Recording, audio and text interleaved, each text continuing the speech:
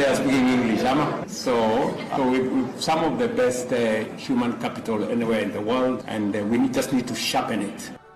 His remarks have led to widespread reactions on social media, with many users criticizing the Kenyan leader for showcasing a deep inferiority complex rooted in colonial conditioning. Other social media users urge Ruto to focus on addressing pressing issues facing his citizens. Down south, South African President Cyril Ramaphosa has suspended the national police chief implicated in the $20 million health tender scandal that has rocked the country and drawn in other officers. National Police Commissioner Fanny Masemola is accused of flouting procurement laws in a now cancelled 2024 police tender for health services awarded to businessman Vumuzi Kad Matlala, who is suspected of links to organized crimes. Ramaphosa told journalists yesterday that Masemola is suspended in consideration of the seriousness of these charges and the critical role that the National Commissioner of Police played, appointing officer's Chief Financial Officer, Lieutenant General Puleng Dimpane, as acting commissioner.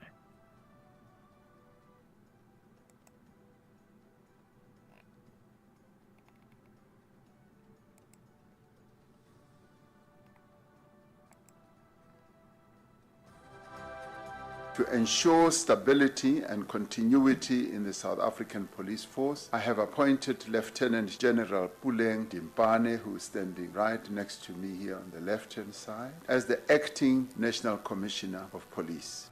The case adds to a slew of corruption scandals that have eroded public trust in South Africa's ruling coalition ahead of local government elections, in which its handling of graft could sway voter sentiment. In Europe, a coalition of leading British civil society groups have condemned the convictions of two prominent pro-Palestine leaders, accusing the United Kingdom of an authoritarian approach to protesters. Ben Jamal, 62, director of the Palestine Solidarity Campaign, and Chris Ninham, vice chairman of the Stop of War Coalition, were earlier this month found guilty of breaching protest guidelines during a January 2025 demonstrations. Representatives from 8 organizations, including Human Rights Watch, Amnesty International, and Freedom of Expression Group, Liberty, Friends of Earth, Big Brother Watch, English Pen, and Greenpeace also. According to the letter, the group said Jamal and Ninham's conviction are a testament to how far the country has swung towards adopting authoritarian approaches to protest. CITICOM and Globe File, Trump secures Israel-Lebanon ceasefire by 3 weeks. Do stay with us.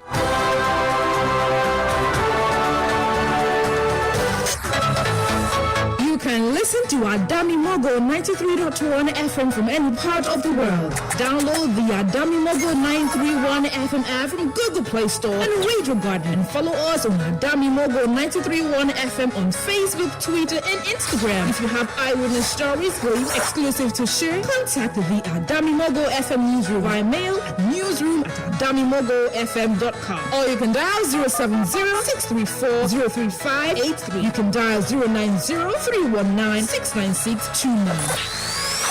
Adami Mogo 93.1 FM Lagos, Voice of the Light.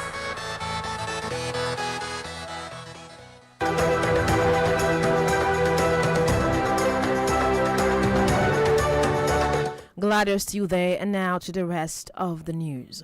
United States President Donald Trump has announced the extension of the Israel-Lebanon ceasefire agreement by 3 weeks after meeting at the White House. The U.S. President hosted Israel's ambassador to Washington, Yichel Leiter, and Lebanese ambassador to the U.S., Nada Moawad, in the Oval Office for a second round of U.S. facilitated talks, a day after Israeli strikes killed at least 5 people, including a journalist.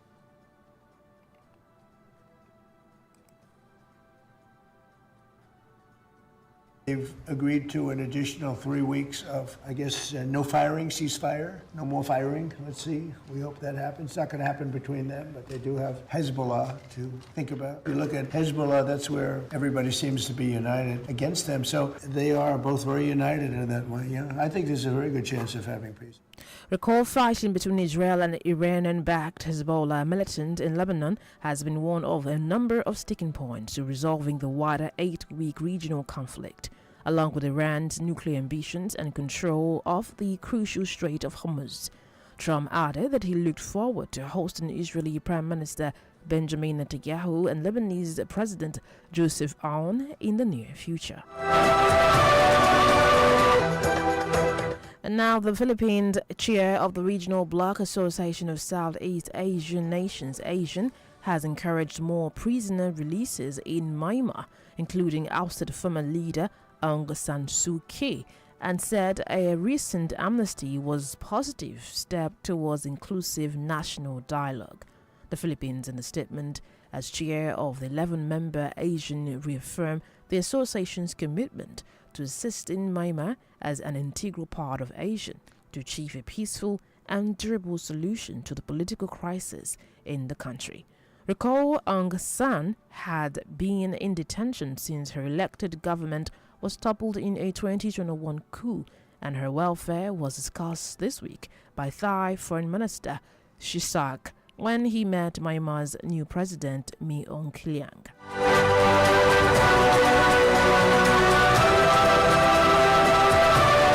The former president of the Philippines, Rodrigo Duterte, will face trial at the International Criminal Court (ICC) after judges unanimously confirmed charges of crimes against humanity over his war on drugs. ICC spokesperson Urian Mailet said pre-trial judges concluded yesterday that there were substantial grounds to believe Duterte was responsible for the crime against humanity of murder and attempted murder in relation to anti-drugs crackdown that led to the killings of thousands of people.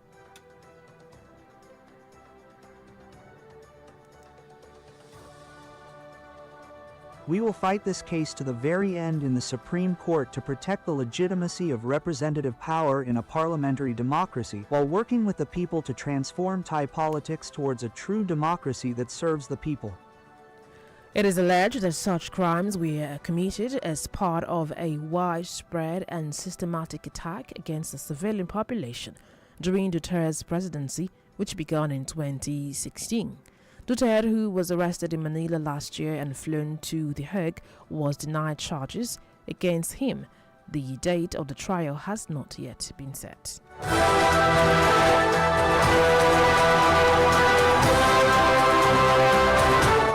Thailand's Supreme Court says today that 44 current and former opposition lawmakers will go on trial over an attempt to amend a law that protects the monarchy from criticism.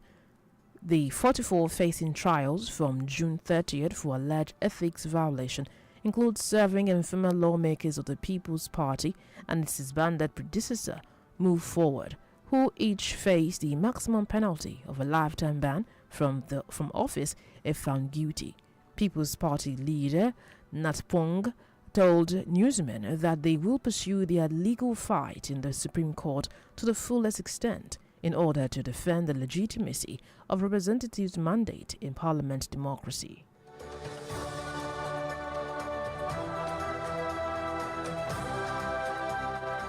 Still in Asia, Thailand says China's visiting Foreign Minister Wang Yi has expressed hopes for improved relations between Thailand and Cambodia following 2 rounds of armed conflict last year after he met with Premier Anutin Charnvirakul.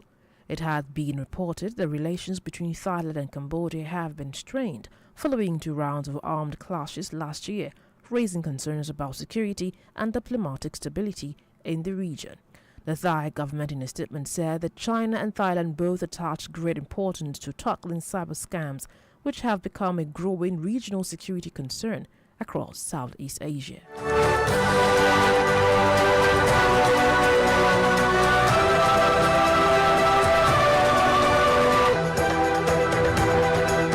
And talking sports, U.S. Secretary of State Marco Rubio says Washington has no objections to Iranian players participating in the 2026 FIFA World Cup. But he added that players will not be allowed to bring people with ties to Iran's Islamic Revolutionary Guard with them.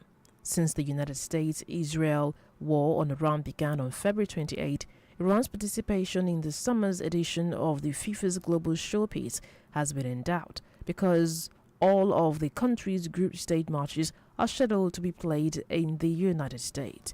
Rubio told reporters that Washington has designated the IRGC as a foreign terrorist organization.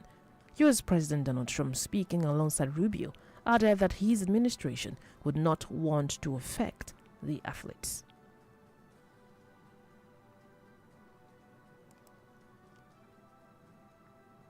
There's nothing from the U.S. has told them they can't come. I mean, the problem with Iran, it would be not their athletes. It would be some of the other people that we want to bring with them, some of whom have ties to the IRGC. We may not be able to let them in, but not the athletes themselves. But I don't know where that's coming from, other than speculation that Iran may decide not to come, and then Italy would fill their spot. But if they decide not to come on their own, it's because they decided not to come. What they can't bring is a bunch of IRGC terrorists into our country and pretend that they're, journalists and athletic trainers. We would not want to affect the athletes.